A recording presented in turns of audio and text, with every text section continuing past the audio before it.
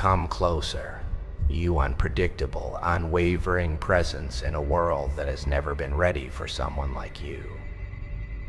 I'm about to tell you something that isn't conjecture, intuition, or wishful thinking, so please sit with me for a moment. The landscape around you has already started to change as a result of this revelation. You won't be able to unhear it after you've heard it. Behind your back, something exploded. Something you didn't plan. The truth didn't come out quietly. Like the cosmos finally became impatient and chose to speak for you, it blasted through the walls. People who have never met you, who owe you nothing, and who have no emotional connection to your story, they saw something. Everything was visible to them, and now they're stepping into the battlefield with a boldness that should make you pause, because strangers don't intervene unless the truth is so loud it forces their hand. They're dissecting someone's behavior, dragging every toxic move into the open, tearing apart every performance, every contradiction, every detail that once slipped through unnoticed. And they're doing it loudly, publicly, sharply, like they've been waiting for this moment. The mask fell off. No, it didn't slip.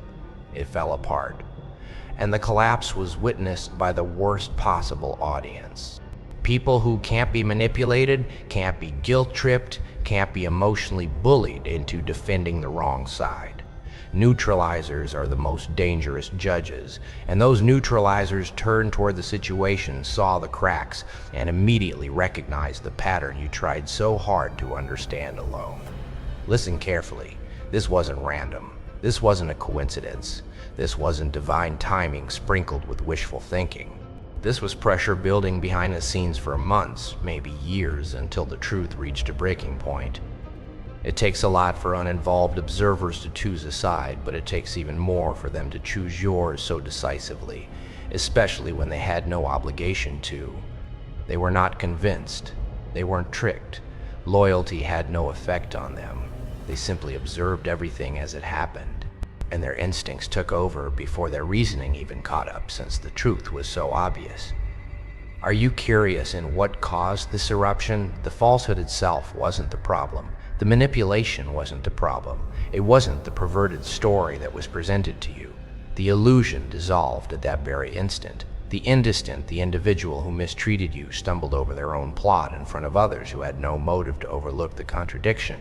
The room altered with only one misplaced detail, one slip, one crack, an overly dramatic response, an overly polished explanation, or an overly conveniently ambiguous timeline. People looked at one another. There was a mismatch. There was a sense of construction. There was a prepared fragrance. Humans may overlook a lot of things, but they never overlook a lot of things. But they never overlook a mass breaking. Something ancient in them is activated by it. A primal awareness that says, "That is attention." Strangers turned to become detectives at that point. Witnesses turned to become analysts at that point. Passive spectators turned into defenders at that point. You didn't need to say anything. There was no need to argue. It was not necessary for you to clear your name. Truth spoke for you, and those who had no personal interest in your life carried it on as if it were their own. They started pointing out inconsistencies that you had missed. They began observing actions that you had normalized. They began connecting dots you weren't emotionally available to connect at the time, because you were drowning in uncertainty while attempting to decipher intents that refused to be deciphered. However, it was unsettlingly clear to outsiders. They witnessed the desperation behind the act as the person who was targeting you attempted to keep control.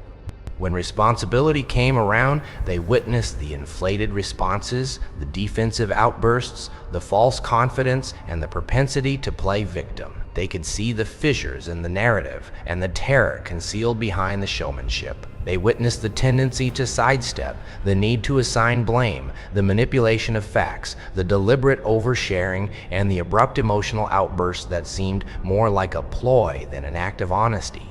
What's the funniest part?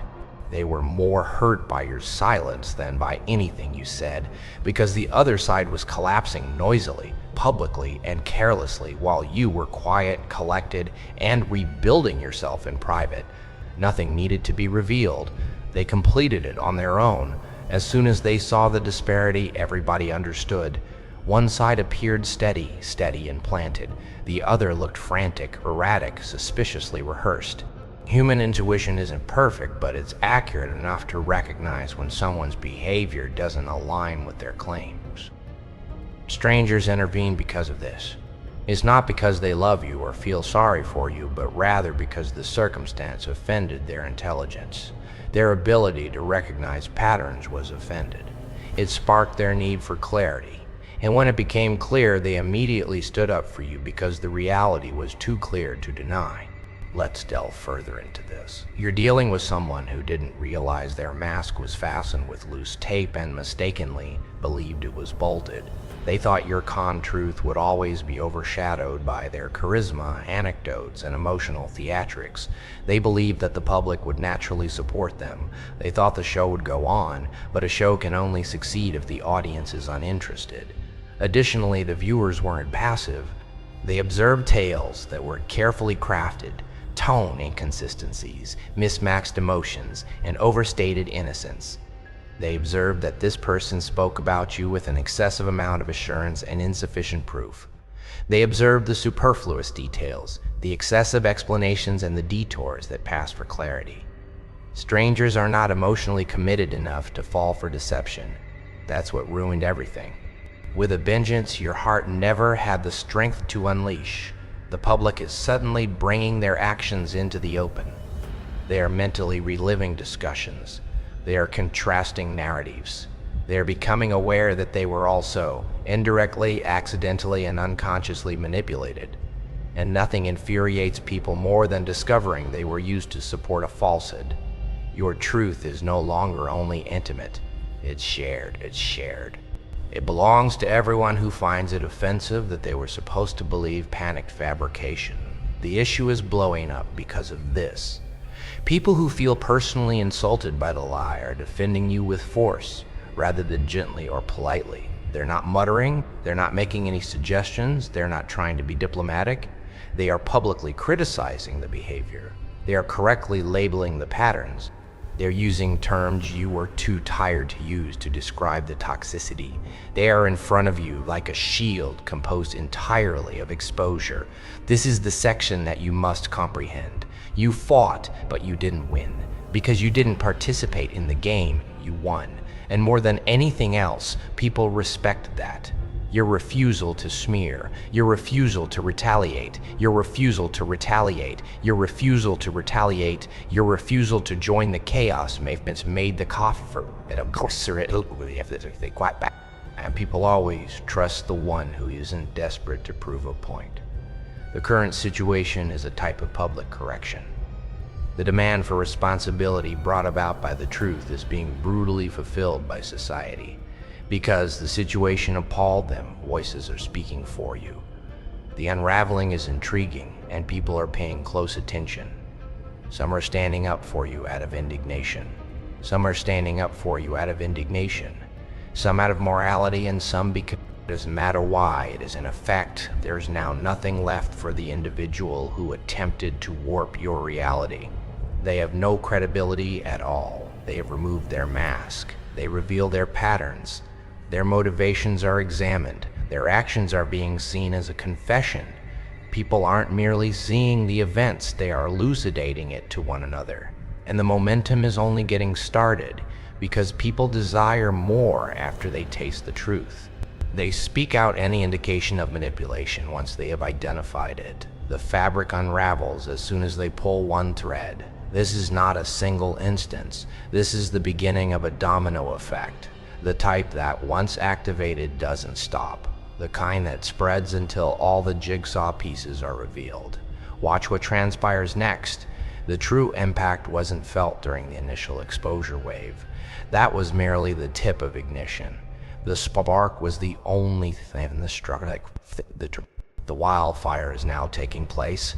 Everyone who had previously remained silent starts talking with a confidence they were unaware they had, creating an unstoppable cascade, because the human mind is profoundly affected by truth. It gives confidence. It allows people to express their innermost thoughts. And people stop whispering as soon as they sense that permission. They make projections. They make things clear. They dissect with such accuracy that they can puncture illusions that were previously thought to be impervious. Suddenly, people who hardly understand the topic are citing behavioral patterns as if they had spent decades studying psychology. They are highlighting indicators, interpreting inconsistencies, and reenacting exchanges to which they had no emotional connection. The way strangers become experts after realizing someone tried to feed them a false narrative is almost laughable. Feeling humiliated by lies is one of the things that bothers the collective mind the most, and the rebellion taking place all around you is fueled by that annoyance. The second wave begins here. People start to recall little details that they had previously disregarded. The strange tone, the misguided confidence, the small discrepancies, the dramatic overreactions, the practiced victimhood, the inflated claims, the times when something seemed strange but they were unable to explain why. Now that the truth has been revealed, all those parts fit together like puzzle pieces they were unaware they were putting together. Wait, didn't they say this earlier? But now they're saying the opposite. Another person responds, that's strange because I remember them reacting weird when I mentioned you. I always felt like something about them didn't match their story. This was followed by a harsher, more agitated voice that said, I knew they were lying.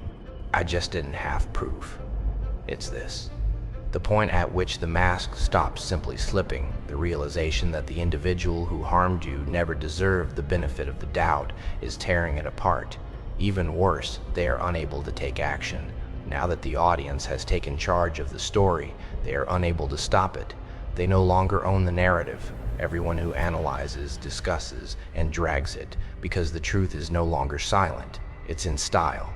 Because the truth is no longer salient, this is what you need to comprehend.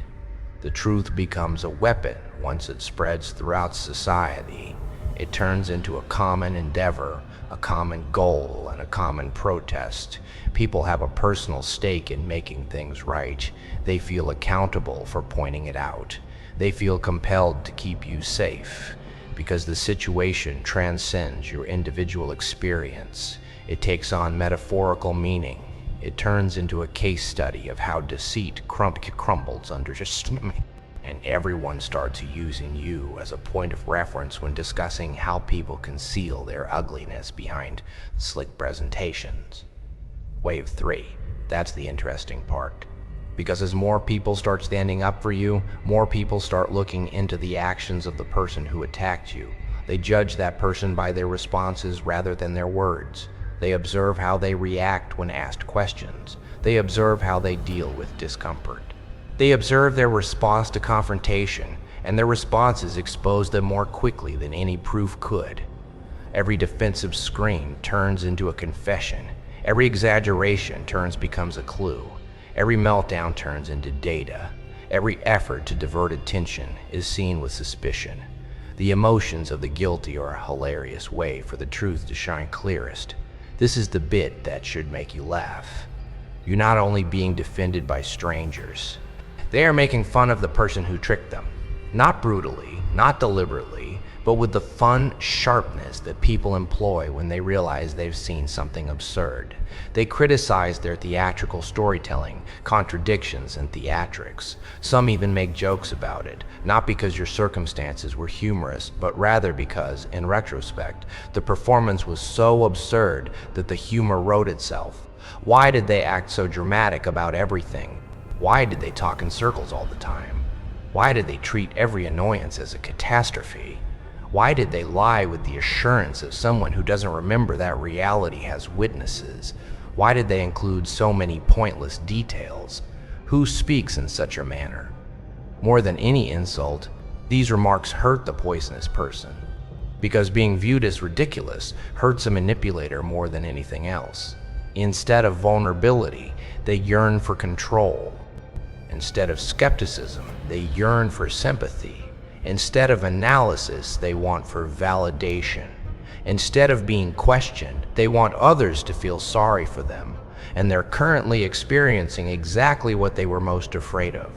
Their neutrality is turning against them. because there is a strong shift in popular opinion. This is the chain reaction that is taking place beneath the surface. First, their tale is questioned by strangers. Then acquaintances are questioned. Then those who had previously backed them start to retreat. Those who remained impartial then started picking sides.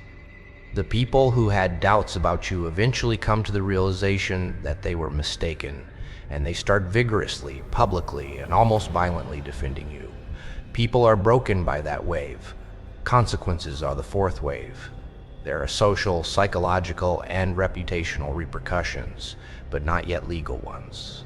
The kind that completely undermines someone's plan without anyone having to do any work. The kind that inevitably occur when someone is no longer respected. The kind that develops slowly at first, then suddenly, doors start to close. People are reluctant to answer. Invitations cease to come in. Opportunities vanish. Their reputation deteriorates more quickly than they can fix it. Their credibility is reduced to nothing. Their justification begins to seem like an excuse. Their attempts to win back people's sympathy are unsuccessful. Their voice becomes less powerful. Their assertions become less credible. Their story becomes less compelling. When people cease believing a liar, this is the collapse that starts. And they are no longer trusted by strangers. They are no longer trusted by acquaintances. They begin to sense the truth even within their own circle. Since the mask is no longer slipping, it has been thrown into the shredder. Let's examine what goes on behind the scenes in more detail. More people become interested when you are publicly defended. Inquiry is the result of curiosity. Revelation is the result of investigation. Patterns result from revelation. Conclusions are drawn from patterns. Conclusions also result in exposure. People begin contrasting tales from various eras. People begin to see that this individual has always prepared a victim narrative. People begin to realize that they have always overstated occurrences. Everywhere they travel, people begin to notice the conflict they leave behind. People began to notice that you were different.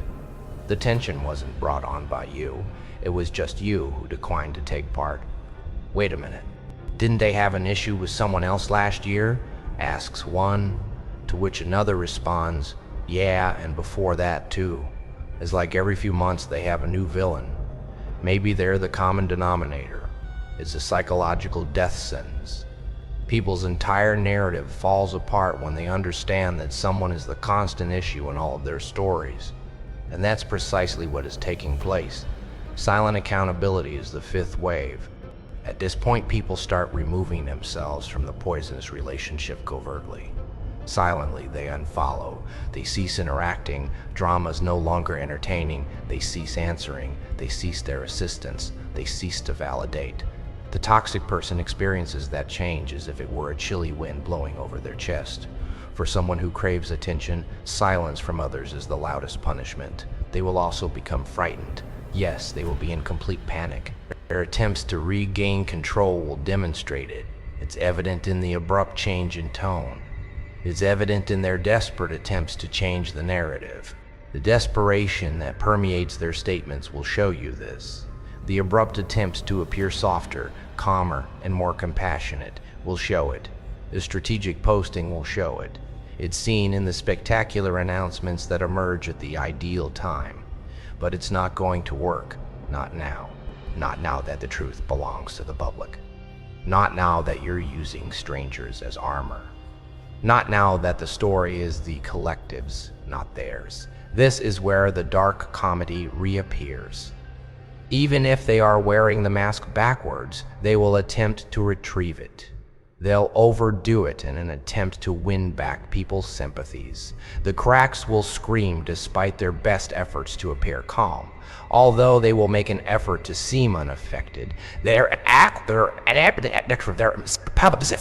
will attempt to make subtle attacks, but people will quickly point them out.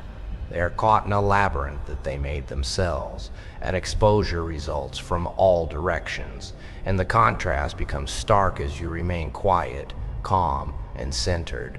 People can tell the difference between someone who is performing stability and someone who is at peace. They can tell the difference between someone who is at peace They can tell the difference between someone who lies and someone who lives their truth. They can tell the difference between a manipulator and someone who develops. The mirror is the truth. It is truthful. And everyone but you is holding that mirror up right now. Just being there is your part in this. The true metamorphosis starts in the 6th wave. Even before your name is spoken, people start telling the truth to other people. They make use of your circumstances as an illustration. They narrate the tale from the viewpoint of someone who saw the collapse and gained insight into human nature. Your circumstances serve as a cautionary tale, a lesson, and a pivotal moment. I used to think they were right, but now I see what actually happened. Yeah, I saw the way they reacted. It told me everything. I can't believe I didn't see it before. I'm glad the truth finally came out. The chain reaction is still ongoing, but here it's the The wave that establishes the scene for part 3 is the 8th. Consequences then transcend societal awareness.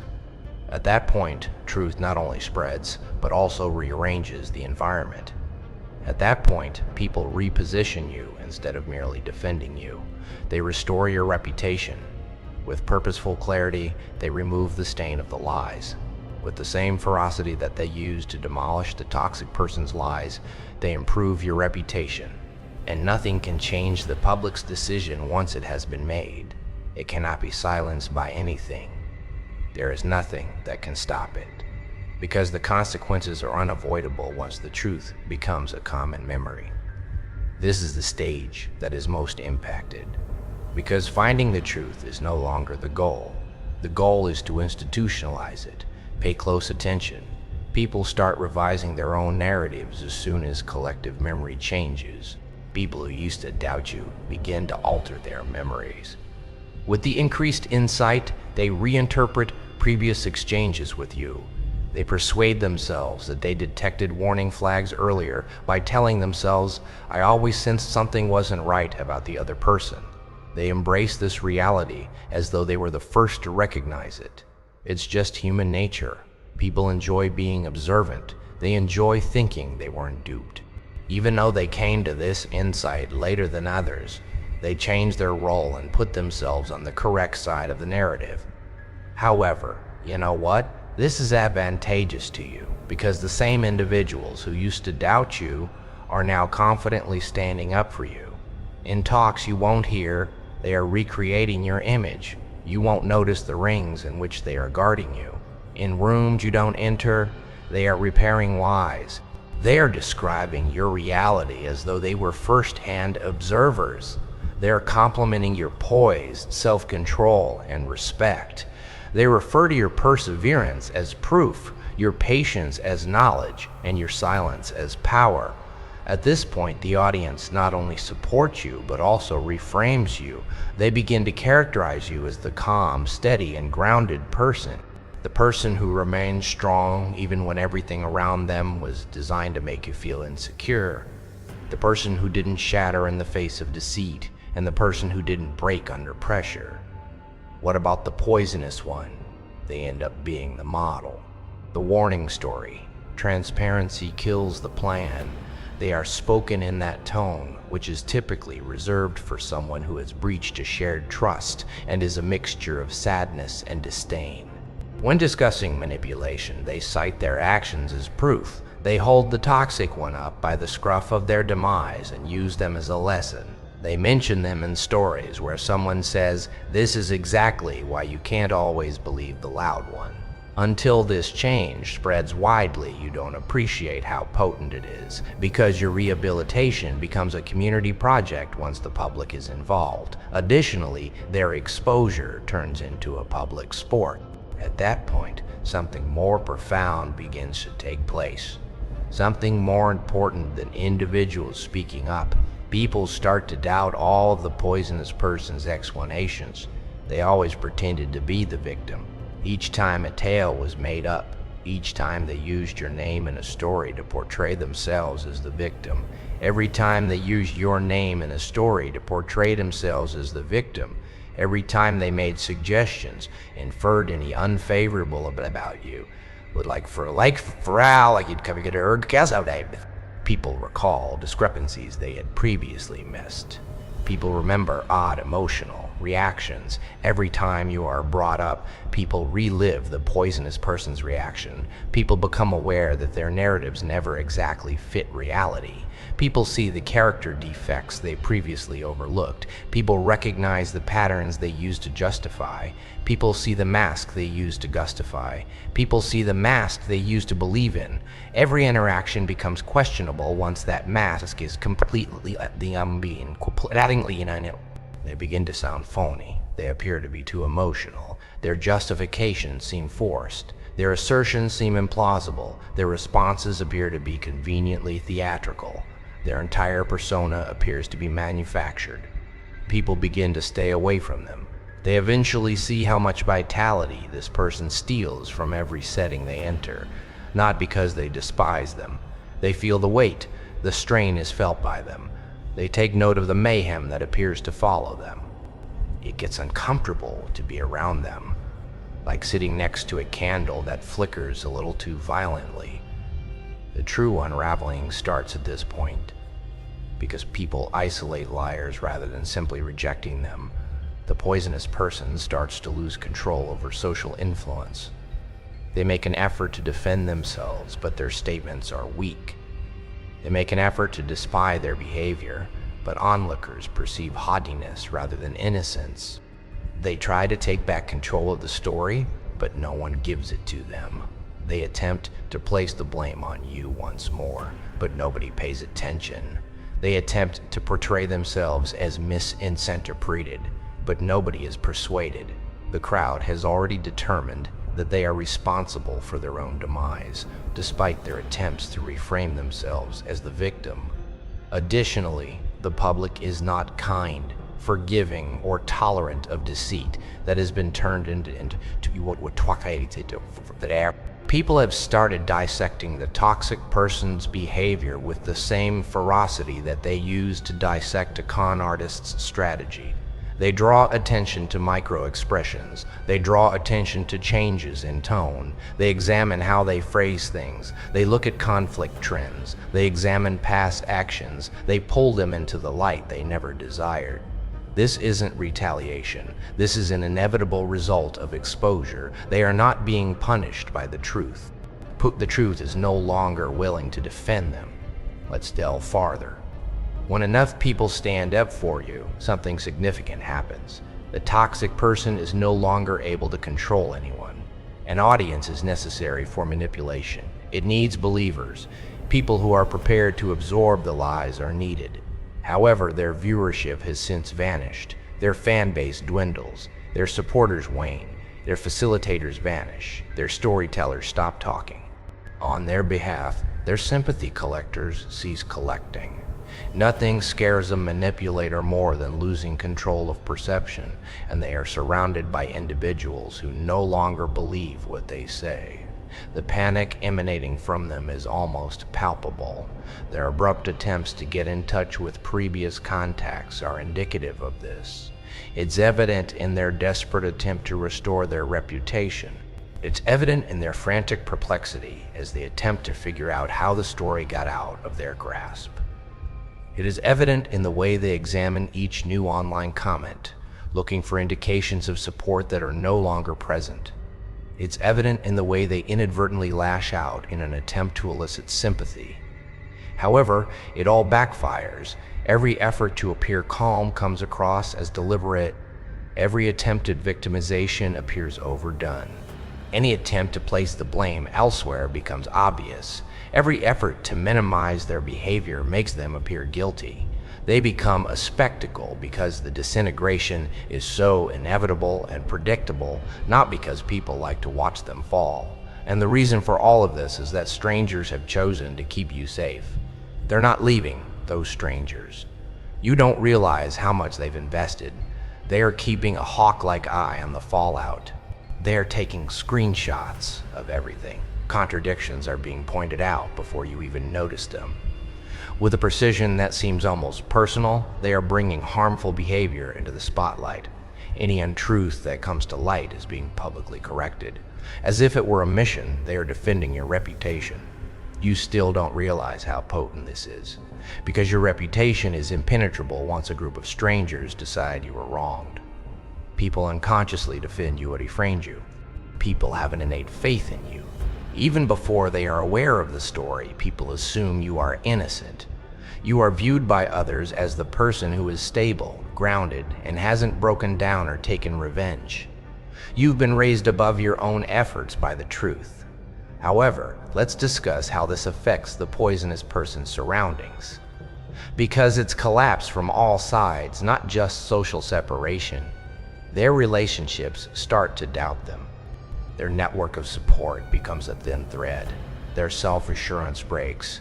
Their sense of self disintegrates. In real time, their attempts to take back control are unsuccessful. The way their stories used to land is no longer the case. Their appeal is no longer effective. Their justifications are unconvincing. Their haughtiness vanishes. Their deceptive sentences sound monotonous and foreseeable. Additionally, the exposure deepens the more they attempt to combat it. Since people begin to dig, people begin looking into it. People begin analyzing past exchanges. Individuals begin having private conversations with one another. People begin to tell each other stories. People begin to identify long-term trends.